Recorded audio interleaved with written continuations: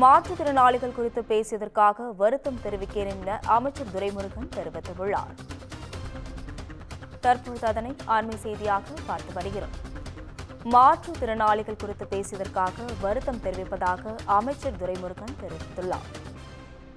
மாற்றுத்திறனாளிகள் குறித்து பேசியதற்காக வருத்தம் தெரிவிப்பதாக அமைச்சர் துரைமுருகன் தெரிவித்துள்ளார்.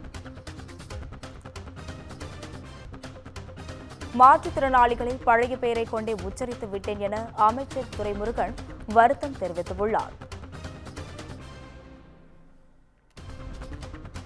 மேலும் மாற்றுத்திறனாளிகள் குறித்து பேசியதற்காக வருத்தம் தெரிவிப்பதாகவும் அமைச்சர் துரைமுருகன் தெரிவித்துள்ளார். மாற்றுத்திறனாளிகளை பழைய பெயரை கொண்டு உச்சரித்து விட்டதாக அமைச்சர் துரைமுருகன் வருத்தம் தெரிவித்துள்ளார். எனது பேச்சு குறித்து முதலமைச்சர் தனது கவனத்திற்கு கொண்டு வந்தபோது அதிர்ச்சியும் வருத்தமும் அடைந்ததாக அவர் தெரிவித்துள்ளார். மாற்றுத்திறனாளிகள் குறித்து பேசியதற்காக வருத்தம் தெரிவிப்பதாக அமைச்சர் துரைமுருகன் தெரிவித்துள்ளார். மேலும் மாற்றுத்திறனாளிகளை பழைய பெயரை கொண்டே உச்சரித்து விட்டேன் எனவும் அவர் வருத்தம் தெரிவித்துள்ளார். எனது பேச்சு குறித்து முதலமைச்சர் தனது கவனத்திற்கு கொண்டு வந்தபோது அதிர்ச்சியும் வருத்தமும் அடைந்ததாகவும் துரைமுருகன் தெரிவித்துள்ளார். தற்பொழுது அதனை அண்மை செய்தியாக பார்த்து வருகிறோம். இதுகுறித்த கூடுதல் விவரங்களை தலைமை செய்தியாளர் சிவா வழங்க கேட்கலாம். வணக்கம் சிவா, உங்க விவரங்களை பதிவு செய்யலாம். அஸ்வினி, மாற்றுத்திறனாளிகள் தொடர்பாக திமுகவினுடைய பொதுச் செயலாளரும் மூத்த அமைச்சருமான துரைமுருகன் ஒரு கருத்தினை தெரிவித்திருக்கிறார். அந்த கருத்திற்கு தற்போது தன்னுடைய ஒரு வருத்தத்தை தெரிவித்திருக்கிறார்.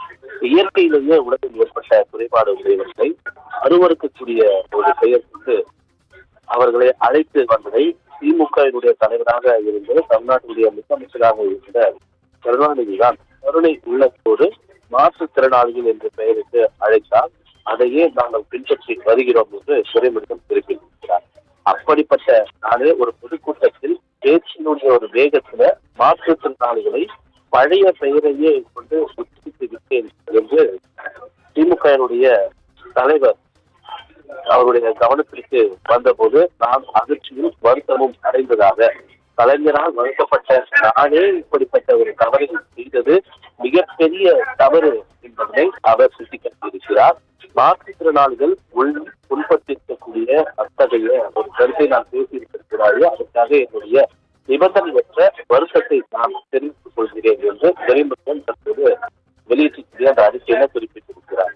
அதில் மட்டுமில்லாமல் முதலமைச்சர் மு.க.ஸ்டாலின் அவர்கள் எந்த அளவிற்கு வருந்தி இருப்பார் என்பது எனக்கு தெரியும் என்றும் அவருக்கும் என்னுடைய வருத்தத்தை நான் தெரிவித்துக் கொள்கிறேன் என்றும் இனி இத்தகைய நிகழ்வு நிகழாது என்று உறுதியளிப்பதாகவும் துரைமுருகன் தெரிவித்திருக்கிறார்.